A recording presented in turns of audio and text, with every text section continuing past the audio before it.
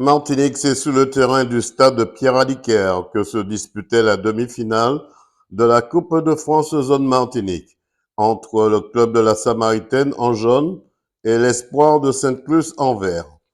Dès le coup d'envoi de l'arbitre, c'est la Samaritaine qui ouvre le score après 20 minutes de jeu, 1-0. Puis en seconde période, ouf, les jaunes ont eu chaud, très chaud, avec un but refusé en position d'hors-jeu.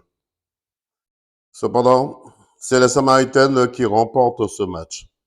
Écoutons les réactions du président de la Samaritaine après la rencontre et le bilan de Guy Albert Emely. Président, deux mots sur cette finale tant méritée, cette demi-finale déjà, puisque la finale ce sera prochainement, mais cette demi-finale, vous l'avez travaillée d'arrache-pied. Oui, puisqu'il y a eu beaucoup de problèmes, comme tout le monde le sait. La grève, pour venir à l'entraînement, c'était tout un problème. Donc, on a pu essayer de faire les entraînements le dimanche matin de façon à ce que les joueurs soient physiquement prêts. Bon, techniquement, vous avez bien vu que c'est techniquement sur le plan technique, la Samaritaine a bien joué.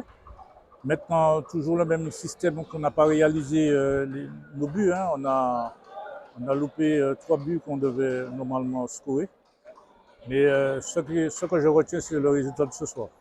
Président, on dit toujours qu'un match de Coupe de France ne se joue pas, mais se gagne. Ce soir, vous l'avez gagné, c'est l'essentiel. C'est l'essentiel, c'est la formule.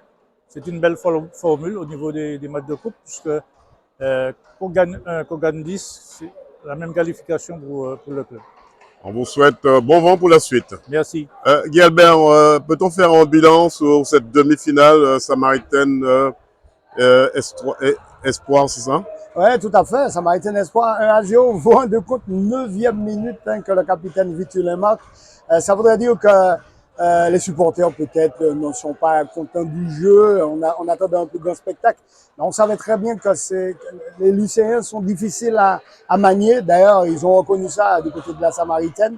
Et en deuxième mi-temps, ils ont dû même faire attention parce qu'il y a eu quand même 2-3 occasions. Le réalisme n'y était pas pour l'Espoir. Je crois qu'ils vont se contenter de cela, la Samaritaine. La qualification, ils ont quand même un peu plus maîtrisé en première mi-temps, à mon avis, qu'au second temps. Il faut dire que là, ça n'a rien à voir avec l'étoile de Basse-Pointe cette fois-ci.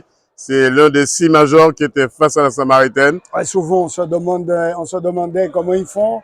Ces lycéens, on avait l'impression qu'ils n'avaient pas un jeu qui allait tenir. Et puis, on se rendait compte en championnat que chaque fin de rencontre, ils arrivaient à marquer, à gagner leur rencontre. Et puis là, on a vu hein, dans ce 6e tour de la Coupe de France que face à la Samaritaine, c'est quand même la Samaritaine, eh ben, qu'ils ont pu tenir un bloc qui tient. Et puis, un jeu peut-être pas, qui manque un peu de percussion, à mon avis. Il fallait qu'ils se libèrent.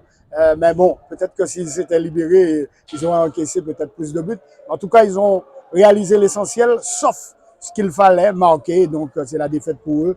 Et c'est une belle qualification pour la Samaritaine. Après, dernière question, Guy Albert. Ce soir, un petit bilan. Avez-vous une idée de ce qui va se passer au stade Louis Achille entre ces deux ténors? On va dire que c'est un derby aussi entre le RC Saint-Joseph et le Golden Lion. Compliqué de faire un pronostic. Vous savez, la balance est à l'équilibre. Entre ces deux clubs de Saint-Joseph, ça va se jouer à très peu de choses. Ce qu'on retient, c'est qu'en ce début de championnat, le RC est pas mal. Le RC est quand même un football chatoyant et puis et le RC marque, n'encaisse pas beaucoup de buts. Mais le problème, c'est qu'en face, il y a une équipe qu'on a l'air d'oublier. Cette équipe qui ne réussit pas tout le temps sur le terrain en championnat, c'est une équipe de coupe. Rappelez-vous, ils ont sorti le club franciscain alors qu'on pensait que les franciscains étaient quand même à un niveau assez élevé. Et pourtant, ça ne réussissait pas en championnat. Alors, je pense que c'est du 50-50. Comme vous dites toujours, Guy Albert, au vélo, c'est à la pédale, ça se gagne. Donc, au football, c'est sur la pelouse. On verra quelle équipe aura plus de réalisme pour l'emporter entre ces deux équipes du RC et du Golden Lion. 2 mots sur la finale dames de cette Coupe Zone de Martinique qui se déroule aux Trois-Îlets. Oui, là aussi, hein, ça va se jouer à très peu de choses.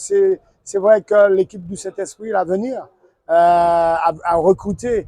N'oublions pas, hein, avec le capitaine de cette Lucie, la capitaine de la Dominique, il y a du monde et ils ont quand même comme ambition d'aller au bout. Et ils l'ont dit, ils ne l'ont pas caché. Là, c'est sur le terrain que ça va se jouer. En face, il y a quand même l'expérience du François.